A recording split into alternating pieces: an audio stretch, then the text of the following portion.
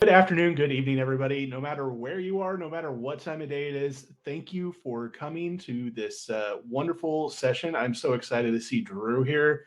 It's been a while. I think it's been close to a year since you've been with us, but Yeah. you know, um, you've been utilized a lot. Looking back through the uh, the logins and stuff. So, uh, hey, everybody, thanks for coming out. Welcome. If you'll notice, there's a little bit of a difference in the way that this is set up. They've updated the Crowdcast platform. I think it's a pretty cool update. There's been some, um, I don't know, the arrangement looks a little bit better. I think it'll work a lot better. There is a poll up right now if you guys want to utilize that. It's Drew's first poll for the session. Um, Yeah. yeah, buddy. And then, like always, we're going to go through our little spiel, and then I will stop talking and turn it over to Drew because, you guys get to hear me monotone all the time, and you're really here for the main show, Mr. Dru Clarke. So, important information today's training is provided for free through the Missouri Professional Training Partnership. I always mess that up. It's been 2 years and I still mess that up. You can learn more at www.moapco.org/training. The partnership does certify this training for continuing education in Missouri. However, any other state, we can't really guarantee that it's going to meet your requirements. However, if you sign in, which will show up here in the little green button that says visit partnership training portal currently, will turn over to signing and get credit about halfway through the session for those of you watching live. If you sign in, you will receive a proof of training. That way you can submit it up the chain of command and hopefully get some state credit for it. Even if you don't, this training is going to be good. I've seen it a couple of different times at different venues, and Drew does an amazing job. So if you're watching on demand, you can still receive a proof of attendance, but you must sign in using that green flashing button that's below the screen. And ask your IT department to whitelist my email address, zachary.dykes@moapco.org. This ensures that you're going to receive your certificate and any future correspondence you get from us, especially if you join the training mailing list. We do get a lot of bounce backs off that. For whatever reason, people think I'm a spam. I don't know why. So when you click on the link to sign in, you're going to see something similar to this. If you're watching live, there's only going to be two options. There's going to be last week's session and then this week's session. So you select the correct session and then put your information in. Hopefully you can spell better than I can. Evidently, I put a V in my name. I don't know why. And then give us some demographic information. Just kind of help us see who we're reaching. And then use the chat. Seeing the chat interaction makes this easier on the presenter. I know from when I've done this, talking to the camera, especially if you've got a camera or a window facing back at you, is like talking at a brick wall or a mirror. And it's not always the funnest thing to do. So when we see that chat interaction going up, it's really fun. So use that. If you have any questions, feel free to stick it in the chat or use the ask a question feature. I'll make sure that Drew gets it. And then upcoming trainings that we have, November 4th is How to Not Burn Out as a Trainer by Cassie Sexton. On November 9th, Andrea King is joining us for Being a Champion of Change. And then Yes. sometime in the last week of November, I've got to wait on my schedule to come out, and then Samantha and I are going to talk. But the last week of November, Samantha has agreed to do 10 things your caller wishes you understood. So I've seen that session too. I'm excited about these three sessions. We're going to take a break after that because it'll be Dare to Be Great. And then we're going to plug in a couple of sessions in December, but we've got to, of course, there's a big holiday in there and travel times and all that stuff. So we're going to take a little bit of a skimpier approach in December. And then in January, we will be back at it hard. Last thing before I turn it over to the man, the myth, and the legend is our merchandise. We do still have some merchandise out. We've got a few Missouri APCO Challenge coins left. We've got these new Missouri Professional Training Partnership Challenge coins. We have a partnership patch, and we have a few of our 2022 Missouri National Public Safety Telecommunicator Week t-shirts. Boy, is that a mouthful, that are still available. Now, the important thing to know is any proceeds that we make off of this stuff, so anything over the initial expense, is going back into programs that we use here at the Missouri APCO. So whether that be our Teammates in Action program, our Totes of Hope program, doing this through the partnership, or our scholarship program, everything that we're making off of this is going back to benefit the members of Missouri. So just so you guys can kind of actually see the coin in person, that's what it looks like. Awesome. 1.75 inches round. Whoop. And then this lovely woven patch with a PVC backing is also available. So if you're interested, just go ahead and visit that link, moapco.square.site. You can order yours today and we'll get it sent out tomorrow. Okay, without further ado, I'm going to shut up and let Dru take over. Thanks so much, Zach. Like you said, good morning, good afternoon, good evening. Whatever time it is for you watching, I'm so honored to be here, albeit virtually. This is my second time with MPTP, and it always feels good when you're invited back because it's like, oh, I must have done something right the first time if I'm invited back. So I'm really excited for today's session. It's going to be on leadership. If you've ever been to a virtual session with me, you know I like a hot chat. And the chat right now is super cold. It's freezing, it's frigid, and I'm uncomfortable. So we're gonna start to warm up that chat. And hopefully by the end of this, the chat will be on fire. So let's go ahead, stop what you're doing, and just put where you're from and what agency you're with in the chat. Maybe even just one thing you want to learn today about leadership in the chat. Or maybe you just want to put how you're feeling today in the chat. That's fine too. Whatever it is, talk to me, okay? This is going to be interactive. I know that I can't see you, but I can feel you. So, Jamila, hello. Thank you for putting that in the chat. Welcome. Representing Lee's Summit Fire. That's awesome. I want to make sure that all of you get out of this session what you came for. So pop in the chat something you want to learn today. And while you're doing that, I'm going to go ahead and start to share my screen so you can see my presentation for today.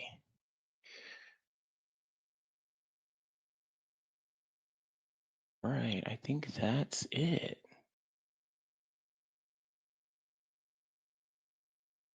And like Zach said, we do have a poll that is active. So if you haven't already, just go ahead and answer the poll. Should be super quick, super easy, super painless.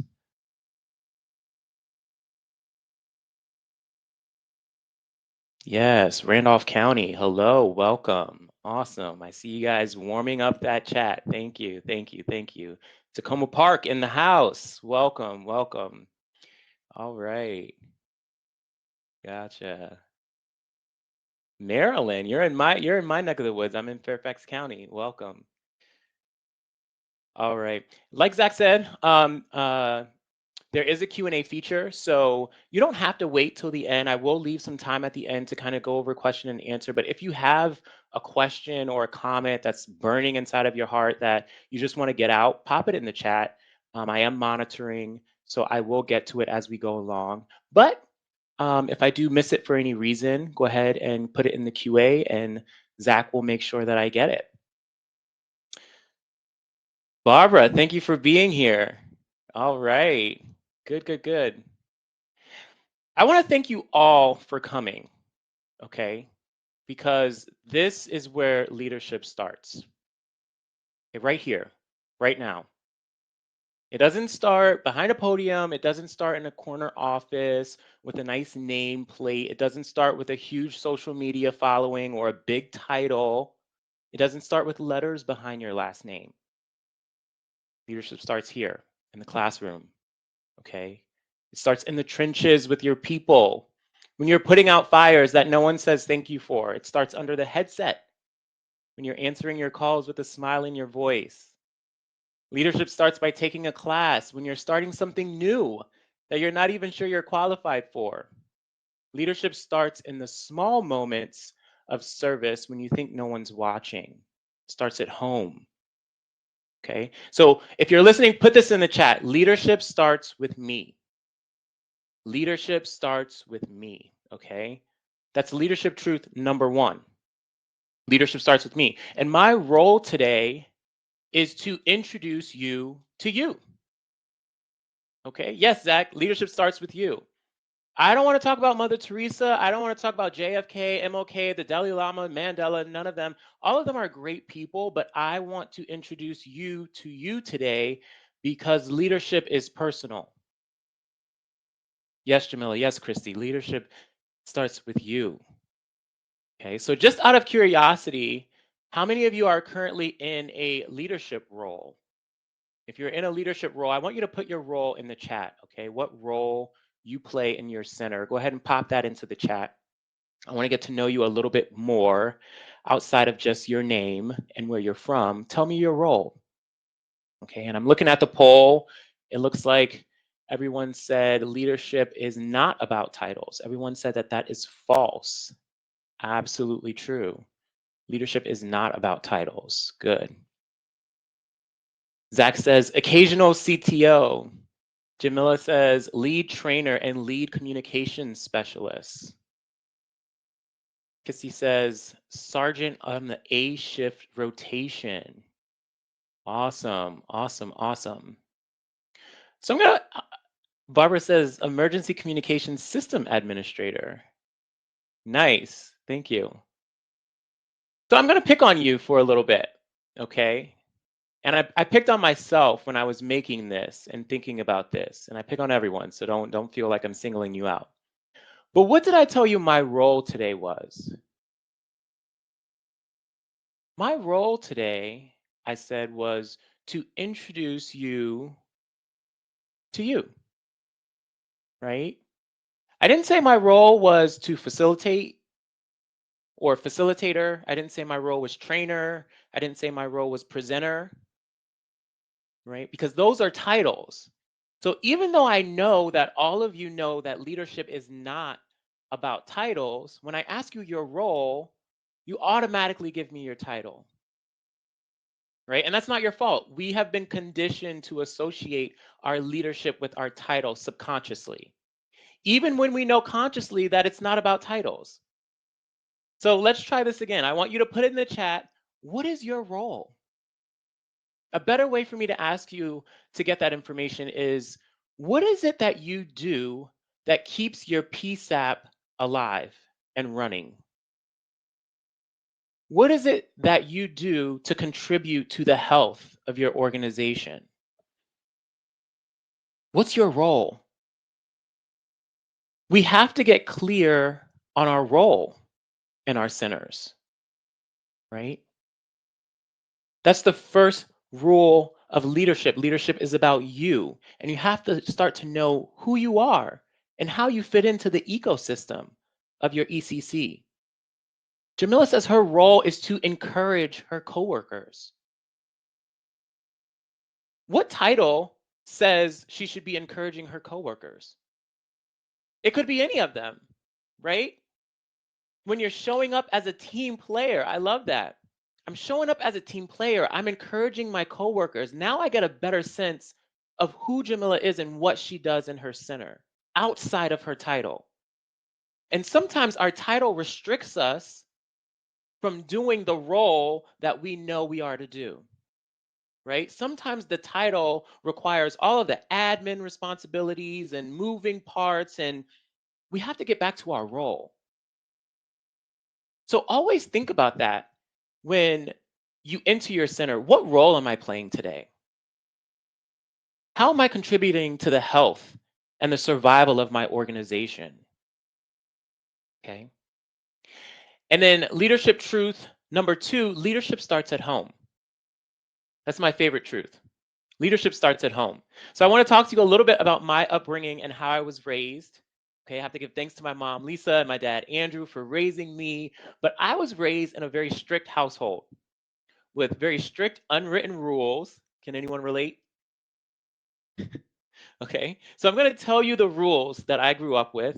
And I want you to let me know in the chat if you grew up with these rules too, or maybe you've heard them, or maybe you have these rules in your household. Just just let me know if you're familiar with these rules. Okay, you ready?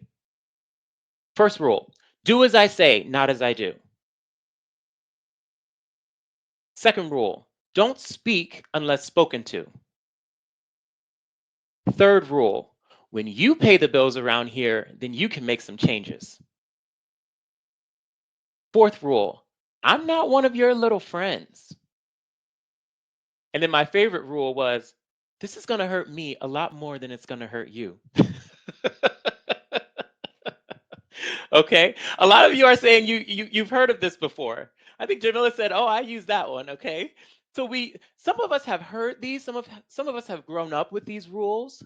Some of us use these same norms and these same rules in our current household, right? And so when I was 18, I thought, you know what? I'm leaving my parents' house. I'm going out into the world. I'm never coming back, and I'm never going to operate under those rules again. And boy, was I wrong, right? Because at 23, I entered the Peace app. And what I didn't realize was that the Peace app has a lot of those same foundational rules. When you're young and you're new in the Peace app and you walk through the doors and you hear, oh, no, no, no, you can't make changes around here. You haven't earned your keep yet. When you're in the training academy or on the job training and people don't even want to learn your name until you're off your probation period. Don't speak unless spoken to, right?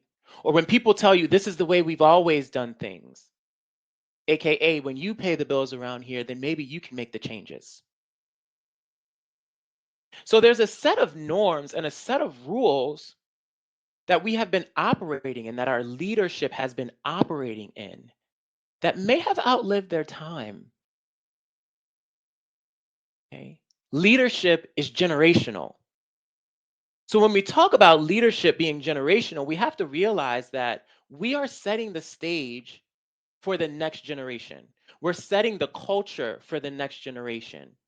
We're passing down either the solutions or we're passing down the same problems to the next generation, right? And if you're a parent, because leadership is generational, if you're a parent, what do you want for your children? You want them to have a better life than you had. You want them to have more opportunities than you had. You don't want them to struggle through the same things that you had to struggle through. But for some reason, when we enter the Peace app, when we enter the ECC, we don't like to see others who are new thriving more than us. We want them to go through the same pains that we went through. We want them to go through the tough love and the hard training environment that we went through, the slap on the wrist, the throwing the stress balls at someone's head when they do wrong. We don't do that anymore, right? Hopefully not. But you want them, yes, Kissy, you want them to be better. I want you to be better than me. I'm training you to be better than me. I'm training you to have the tools to succeed that I didn't have. That's leadership. It's selfless, right? So today we're talking about the spirit of leadership, and you guys are right on the money. Leadership is not about titles. Leadership is about the role that you play. Okay? It's a conscious decision to show up, to be present, to operate within your role, to give back, to encourage, to inspire, to motivate. So we're going to talk about leadership qualities today. We're going to talk about what it looks like to kind of nurture the next generation of leaders. But first, we're going to talk about ourselves. You know, I want you, if you're writing things down, I want you to write this down. What is my why? You know your role now.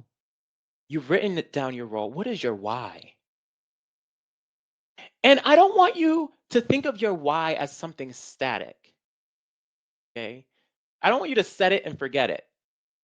I want your why to continuously develop as you develop in your agency. It's okay for your why to change. It's okay for someone to enter the PSAP, enter the CCC, and their why is to take care of their family. The why doesn't have to be mission focused all the time. I love it when it's mission focused, right? But there's no shame in someone's why being outside of the mission. But you have to know your why. What is my why? After 1 year, let me revamp my why. Is it the same? After 5 years, is my why the same? After 10 years, is my why the same? What I realized in the PSAP for my own journey is that I wanted to have an immediate impact on my community, right? That was my why walking into the PSAP. I wanted to make immediate change for people in crisis. But then I fell in love with the people at my center. And my why changed, right? My why was I want to give back to the people who are helping the people in crisis tirelessly, endlessly. I want to give people the tools to succeed in this industry. So my why began to shift a little bit. And it's okay for your why to change. So I want you to think about your own personal journey as we talk about leadership today. And I want you to write down some principles and some tools that you can take back to your center to kind of start to have a game plan for some of the problems that we're facing in today's culture in our centers. All right, so what is leadership? What is leadership? Well, what do these words have in common? Leadership, relationship, friendship, partnership, ship, right? Ship. A ship is designed to take you somewhere, right? So your leadership, I want you to think of your leadership as a vehicle. My leadership is a vehicle, okay? A vehicle to where? So the first question you should be asking is, where am I going? Right? Where is my leadership taking me? Because if leadership starts with me, then I have to have a clearly defined destination before I just start onboarding people into my boat. Right? So what's the vision? I want you to define that for yourself. If your role is to help and encourage people, what's the vision? What does that look like? How will I know if I achieve that for the day, for the year, for my career? How can I leave a legacy of that? What would it look like? What would it feel like? Right? And then after you have the vision, you have to communicate it to other people. What's your vision? What's the vision for the training department? What's the vision for the operational floor? What's the vision for this squad? Where am I moving my people to? Where am I moving myself? Where am I trying to go? Right? So that's leadership. Your leadership is a vehicle. And it's a journey from self discovery to succession. It's a journey from who am I to what am I giving to the next generation? Who am I being to who am I creating? Okay. And it's influencing others through inspiration to buy into your vision. Because reality check, we're not going to get there alone. Okay. No one can get there alone. You can have a great vision, but you're not going to make it on your own. It takes a village, it takes a community, it takes a people, a family, a generation to get each other there. Okay, so leadership is a lifestyle. It's a lifestyle devoted to service and a conviction of your values. So I want you to think about your values for a second. I want you to think, what are my top 3 values? What are my top 3 values? Okay. And then after you think about your top 3 values, I want you to put this in the chat. Put your number 1 value in the chat. The value that you just can't live without. You can only pick one. You can only take one value with you on this boat. What would it be? Take a second to just think about that. I know my role.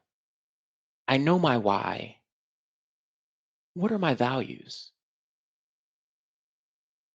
What are my values? Okay. We're getting to know ourselves today.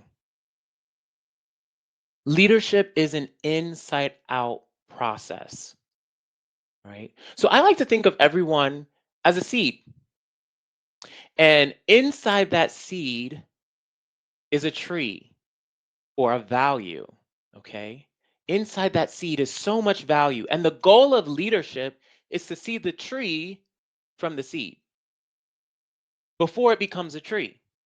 The goal of leadership is to look at that seed and say, you know what? I see integrity in that seed. I see accountability in that seed. I see compassion in that seed. Okay? I see innovation in that seed. I see honesty in that seed. And what I love about everything you just put in the chat is all of those values are different, right? But we tend to think that everyone in the PSAP, everyone in the ECC, we all have the same values because we all have the same mission. No, we have different values. We have different things that resonate with us. We have different things that we cultivate on the inside of us that we need someone to bring out. We need someone to help keep us accountable to those values. So I can't treat everyone as one size fits all because everyone is different. Everyone has different values. So in 2020, the pandemic hit and everyone was picking up extra hobbies. Some of my friends started crocheting, some of my friends started cooking banana bread like crazy. I started buying plants. Okay, I became a plant daddy in 2020, right? And when I became a plant daddy, I started to get plant daddy issues, okay? Because I thought I'll just get a whole bunch of plants and I'll put them on my windowsill and I'll water them all at the same time and they'll get sunlight and they have soil and that's the only three things plants really need is sunlight, soil and water and they'll be fine. And so here I am, have a schedule for all of them. I've got like 10 plants on this huge window. I'm watering them. They've got the sunlight coming in and three of them started dying off. And I'm like, why are the plants dying? Right? I'm giving them what they need. I'm giving them water, I'm giving them sunlight, I'm giving them the soil, but I'm treating the plants exactly the same, right? They don't need those resources all in the same way. Some plants need a little bit richer soil, some plants need a little bit more light, some plants need a lot of water, some plants don't like water at all. My cactus, okay? And that's how your people are. When they walk through the door, sometimes we treat them as one size fits all. Remember, leadership is personal. I have to invest the necessary resources into a person to get to know who they are. What's their why? What motivates them? What's their value? Right? What's their role? So, leadership is an inside process. It's about bringing that value out of people, holding them accountable to that value, and nurturing that value for the team. It always starts with self. Your leadership is going to introduce you to yourself, and everyone has the capacity to lead. If you showed up today, you're a leader. I don't care what your title is, you're a leader. We hire people to be leaders. We don't hire anyone to be micromanaged. Okay? I hired you to lead. I hired you to get on the phone and I hired you to get the location. I hired you to get their name, their phone number. I hired you to get the who, what, when, where, why, and how. And I hired you to do that in a way that's empathetic, in a way to actively listen. That's leadership.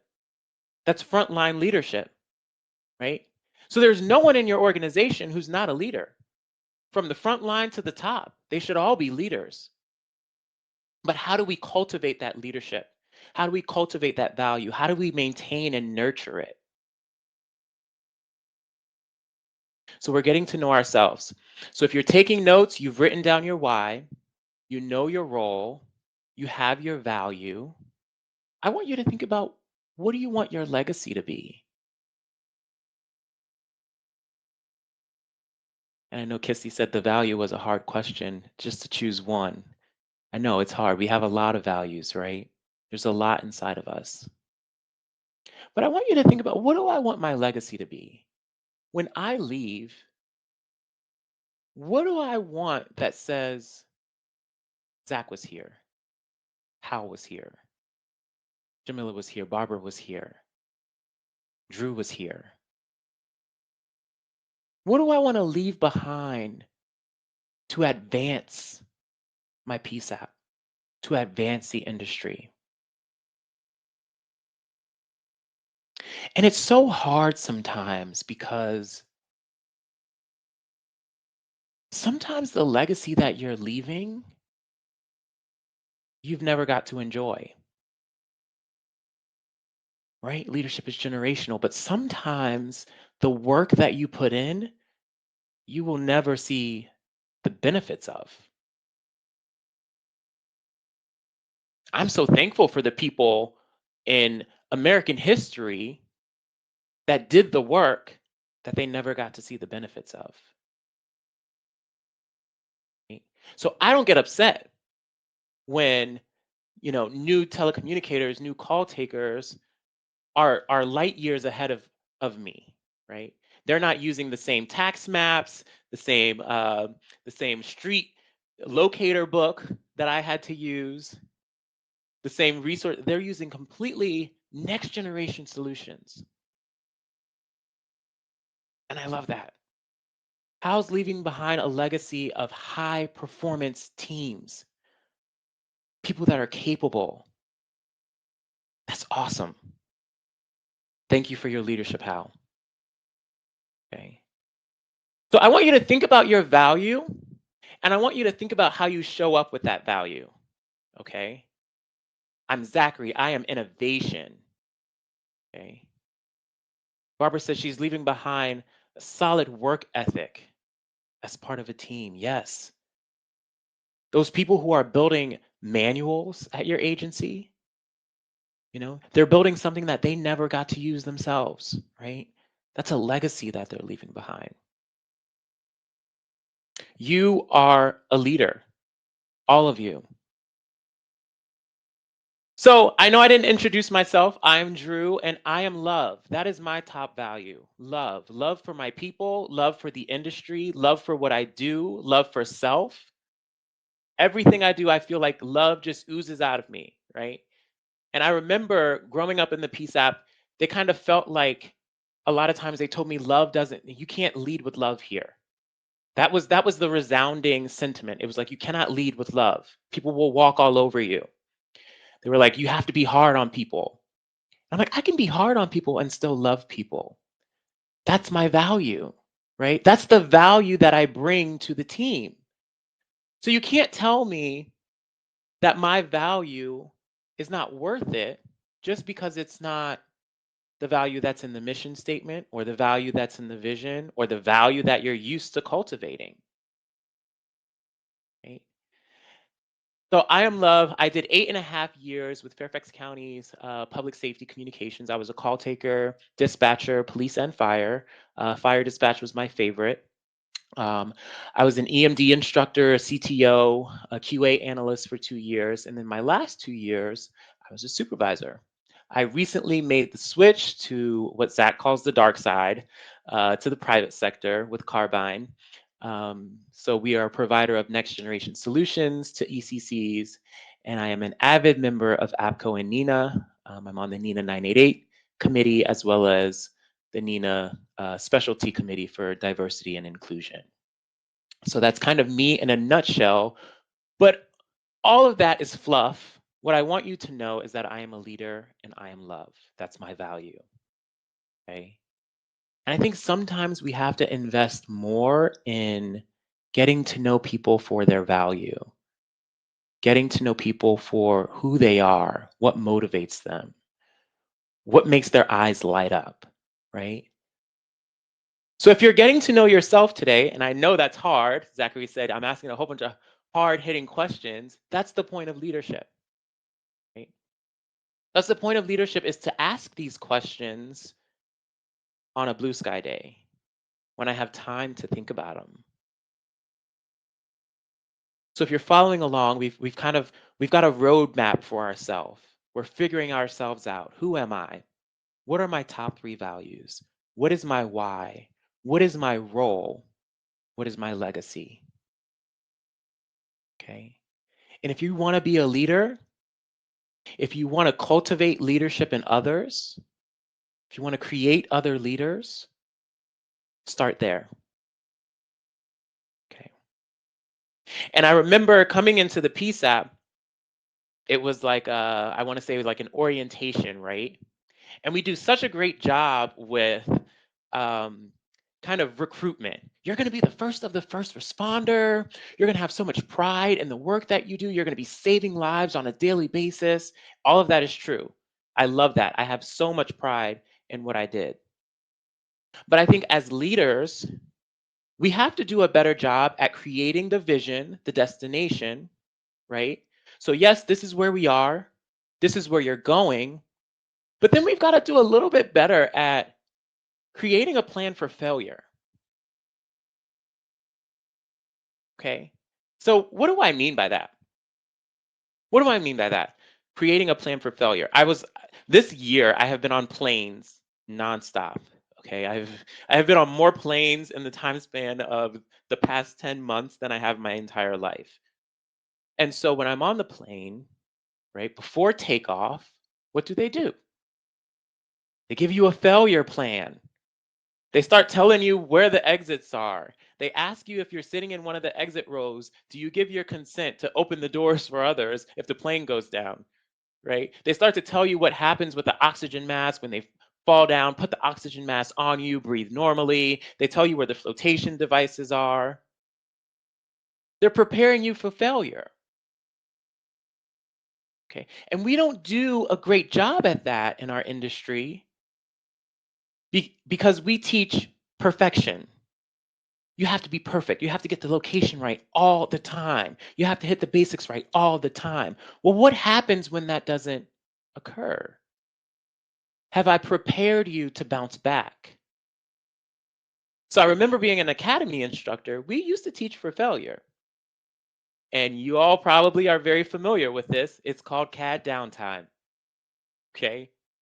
So I'm in training and I get assigned a trainer, and it's my first day on the job training, and she's coming around, she's got a checklist, and she's like, okay, you need to have your manual mode cards out, and you need to have your map book out. And I'm like, why do I need that? I have my computer. And she's like, well, sometimes the computer goes down. I'm like, what do you mean sometimes the computer goes down? Do you not have generators here? Do you not have like electricity? What do you mean the computers just go down? CAD just goes down. Like, what type of ghetto is this? Right? Where did I sign up to work where everything just goes down? And she's like, you have to be prepared. You have to be prepared before it goes down so that when it goes down, you can operate at 100% capacity. She's preparing me for failure. Right? So we do that on a technology level in our centers, but do we do that on a more emotional level? Do I prepare my people for what it's like when they lose someone on the phone? What's the failure plan? Do I prepare my people for what it's like when they become a supervisor and their friends don't talk to them anymore? What's the failure plan, right? Because between the start and the destination, there's a whole bunch of failure. Okay.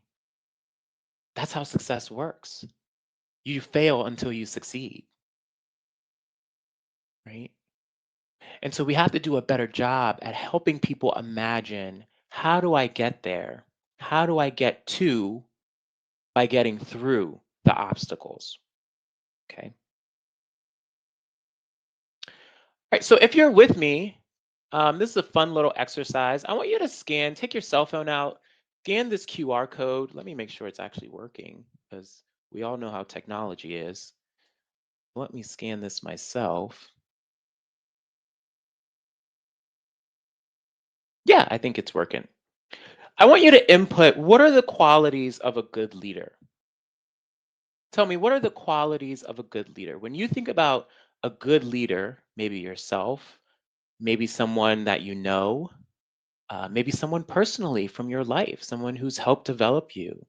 What are the qualities that they possess?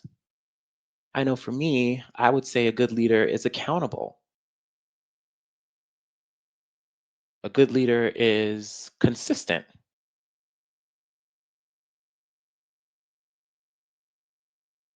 And you can add as many words in this as you want. So I want you guys to try it out. Scan the QR code and add as many words as you'd like. Okay. We're building sort of what does leadership look like in terms of quality. Okay. I'll give you a second. I see some of you typing.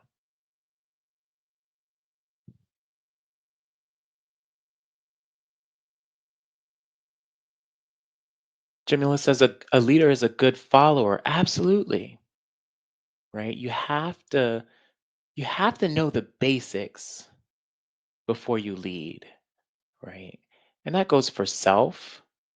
We have to know the basics of who we are before we try to lead others.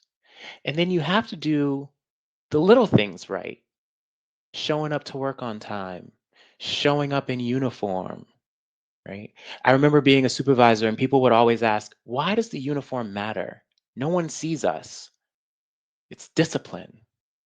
Because if I can trust you to show up on time in uniform, I can trust you with just a little bit more, right? It's good followership.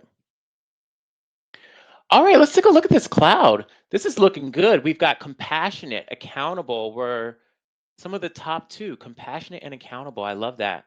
We've got a good role model, someone who's motivating, supportive, someone who's teachable. I love that. Show me a good student and I'll show you a good leader. Someone who's resilient, someone selfless, someone who's understanding, a risk taker, someone who's encouraging, open-minded, and charismatic. Awesome job. This was a great cloud. Good job. I love that. So I want you to look at this list. Okay, this is the list that we co-created together just now. I want you to look at this list and I want you to ask yourself something. Do you see yourself in all of these qualities? Do I see myself in this list? And I don't want you to necessarily put in the chat whether you do or don't. I want you to just let this be an introspective moment because leadership is a mirror. Okay. Yeah, these are the qualities that I want, but are these the qualities that I show?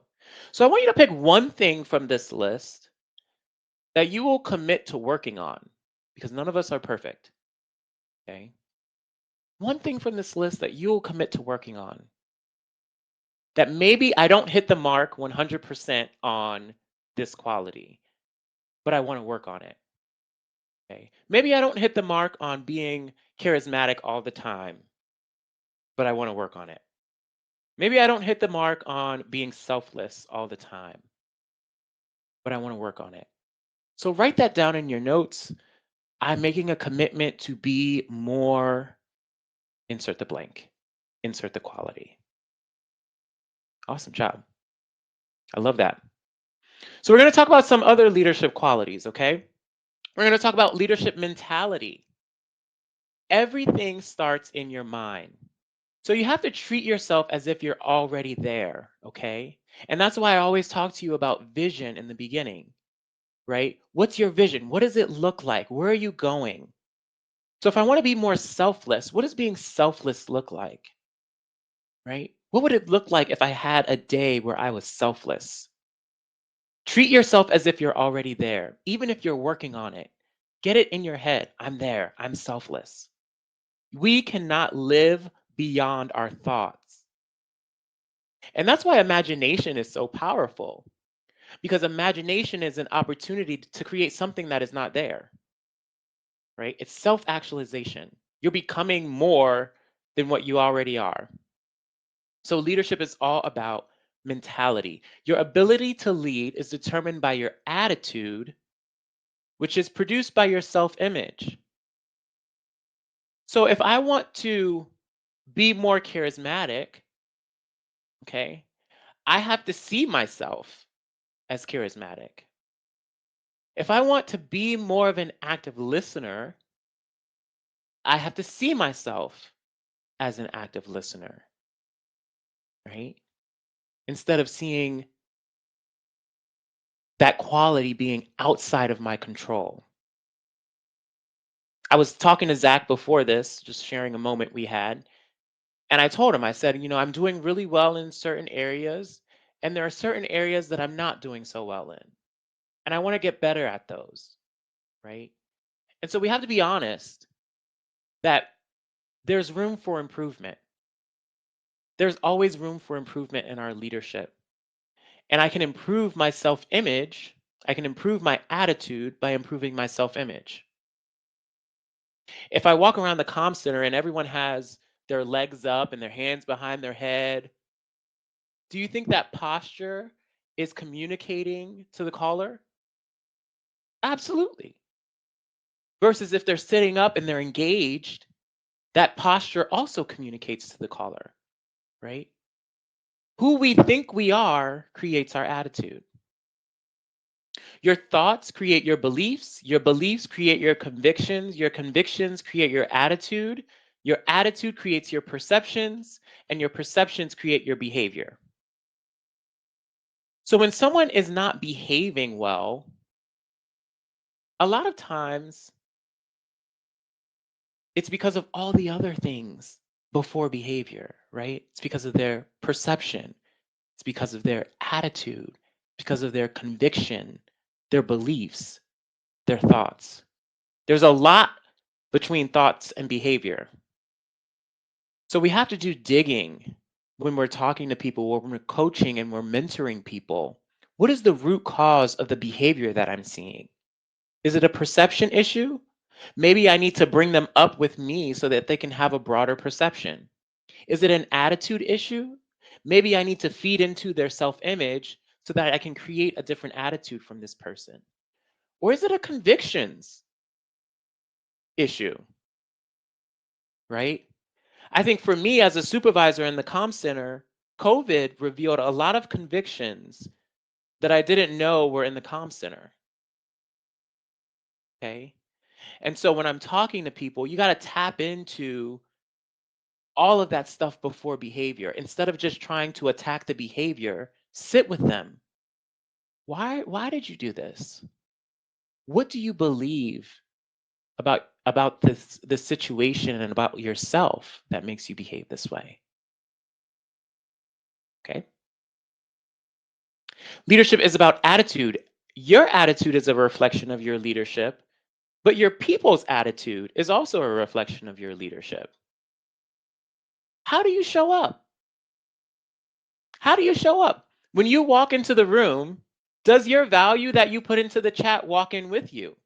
Do people know you for that value? Is it aligned? Okay. The best leaders are going to inspire hope and positivity. They're going to be forward focused and strategic, but they're going to have the right attitude.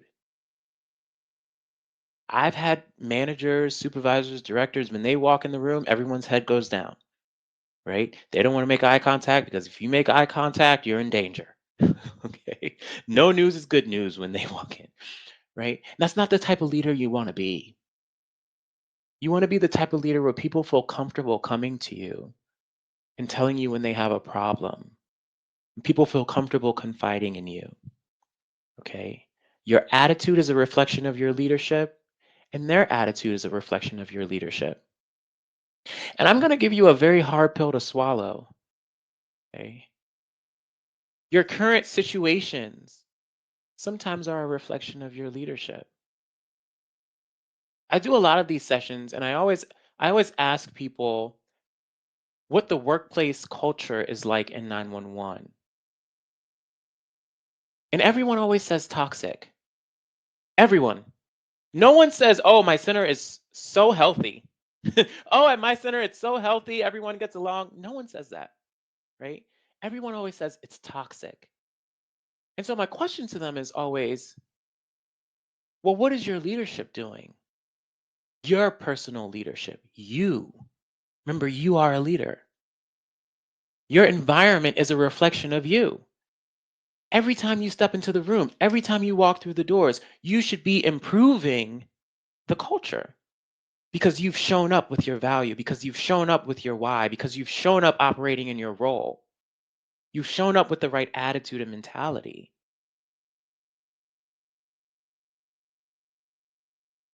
Leadership is about responsibility.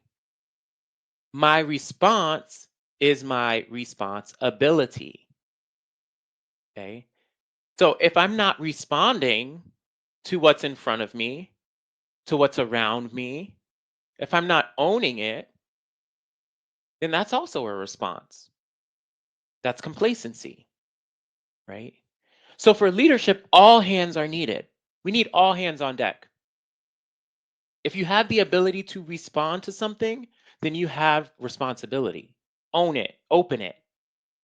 We can't play hot potato with our issues in 911 because when we do that, guess what we're doing? We're passing down the problem to the next generation.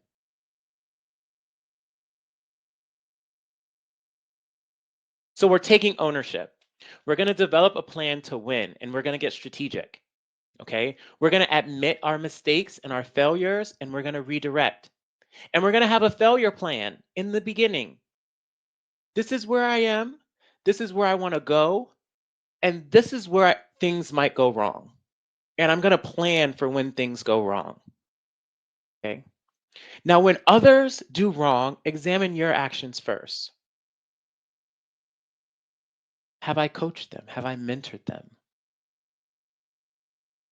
When other people are gossiping, examine your actions first. Did I say anything to them about it? Did I say, hey, you guys, maybe we should stop gossiping?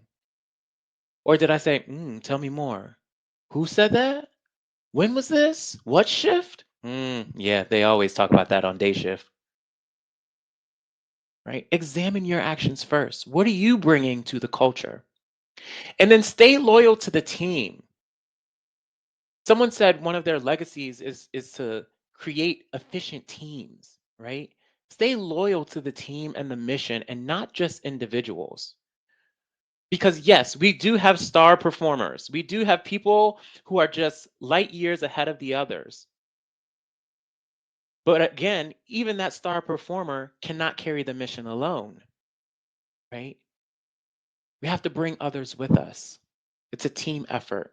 So stay loyal to the entire team. And how we do that is through consistency and fairness, right? We don't treat people, we don't give people like certain allowances. When our favorite star person does wrong, guess what? They get the same discipline as everyone else. They get the same treatment as everyone else. Culture. Culture plays a big role in leadership. You can have a fixed mindset culture. Every day is the same. I used to ask one guy, hey, how's your day going? Another day in paradise, right? Every day is the same for him. That's a fixed mindset. Fixed mindset culture, feedback is seen as punishment. I can't learn that. Oh, I'm too old to learn something new. Oh, I'm too young. I don't get it. Or this is the way we've always done it. That is so detrimental to the culture. That's a fixed mindset versus a growth mindset where people want to learn,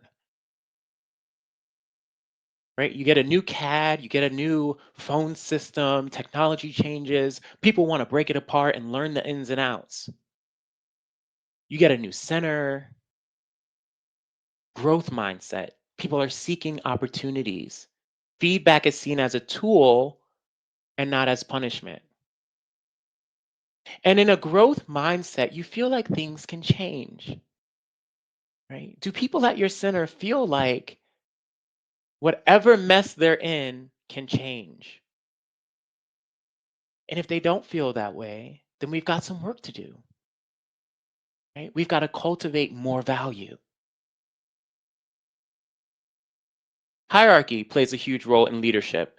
Policy and procedure times people equals efficiency. Okay. When I think about each of these things on the same level and the same line, we create efficiency, we create momentum. However, when I put policy and procedure before people, I'm creating deficiency. So, how do I make sure that I keep people in the policy and procedure? I open up the communication channels. Okay. I examine alternative views. I create coaching sessions, workshops, apprenticeships. I allow people to shadow supervisors, shadow people in other departments so that they gain a different perspective of the ecosystem of 911. Managers versus leaders. Managers count value, leaders create value. Okay. Managers do things right, leaders do the right thing. Very subtle difference, very thin line. Okay. This is a lady calling 911 on the little girl selling lemonade, I believe, right? Was the little girl selling lemonade doing something illegal? Technically, yes. She didn't have a permit, right? So the lady's doing things right, but was it the right thing to do? Probably not, right? But it's not always that black and white. It's not always that obvious, right? I put this here um, because this is 9/11, right? I have to say that now because there's a whole generation that does not know what this is. And the first time that I said this and they didn't know, it was like I almost had a heart attack. I was like, what do you mean you don't know 9/11? But there's a whole new generation out there now, Drew. They're called Gen Z and they don't know 9/11. But what came from 9/11? Well, we got our NIMS, we got our ICS structure that came from 9/11, right? We got emergency management protocols that taught us how to do things right. But were those firefighters that responded, were they wrong? No. They did the right thing. They were leaders, right? Because they showed up with their value. They showed up mission driven. They showed up with their why they took the job. So sometimes your leadership may be at odds with your protocol, and you have to do some recalibration and some alignment. So, how do we do that? Review the policies, make sure that the agency values and individual values, the collective values, are reflected in the policies. Leaders ensure alignment and course correct when needed. Okay. Course correction is not just for upper management. You can course correct with your own peers. When you see that they've misaligned themselves, when you know your peers' top value is integrity and they're doing things that you know isn't right, talk to them about it. It's a lot easier for your peer to accept feedback from you versus from your supervisor or a director. It feels punitive. Okay. If you're going to fail, which is okay to fail, just fail forward. Leader as coach, you may not know who this is, but you know who he's coached. Okay? Shaq, Kobe, Michael Jordan, some of the greatest players of all time. Leaders develop other leaders. They set the stage even if they're not going to be on it. Okay? And they develop processes to replicate leadership. Leaders engage, they inspire engagement, they take massive action, they embrace opposing opinions, and they create opportunities. So we have to do better at engaging each other. Okay. Have to do better at getting to know who our people are. And how we can do that is by seeing them, adjusting our efforts, and then measuring our impact. Okay.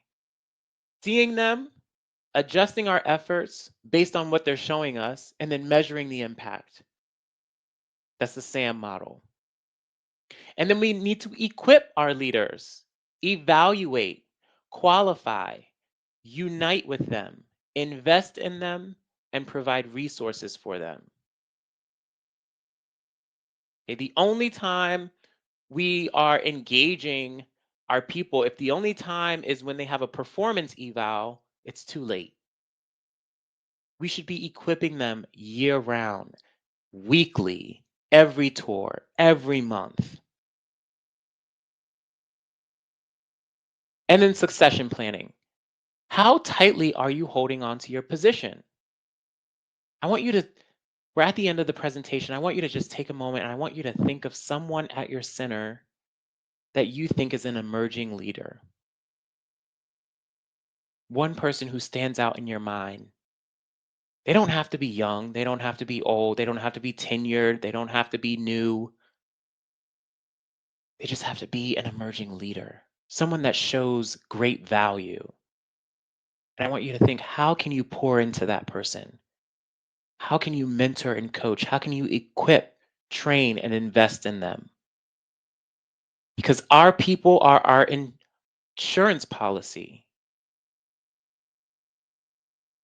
Are we covered? Do you feel covered? Do you feel secure knowing who you work with? All right. Any questions? Now is the time for the Q&A. I know I've been rambling on a lot, but I definitely want to hear from you. Questions, comments, thoughts, anything that resonated or maybe that was a little bit unclear that you need a little more clarity around. We're talking about the spirit of leadership, right? We're talking about how we show up. We're talking about how we change our environment based on who we are authentically.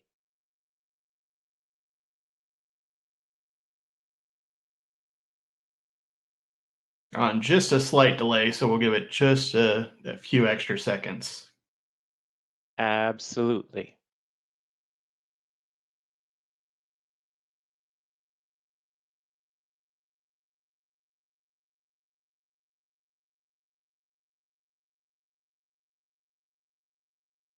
Zach, I love your legacy.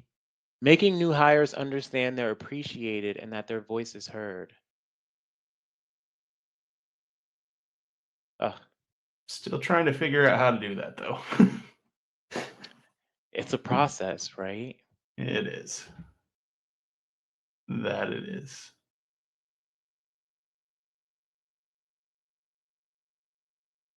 Okay, we'll give it just a little bit longer because I know somebody may be typing quite a large question and I want to give them a chance. But Drew, thank you so much for this session. It is, I mean, you are a very charismatic speaker and it was a very needed session because you made me go in and become very introspective within like your first 5 minutes of speaking. So Yes, that's the goal, right? Leadership is inside out. So we got to start inside of ourselves.